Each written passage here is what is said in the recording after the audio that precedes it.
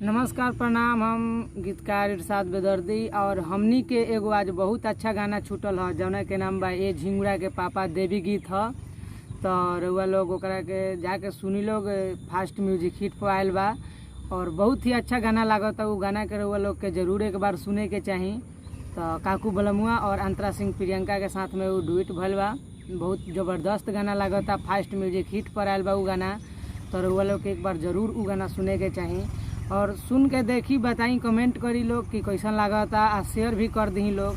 काहे कि काकू बलमुआ के जितना भी गाना आयल बा बहुत सुपर हिट गाना आवेला हमनी के। तो हमरे लिखल गाना बा।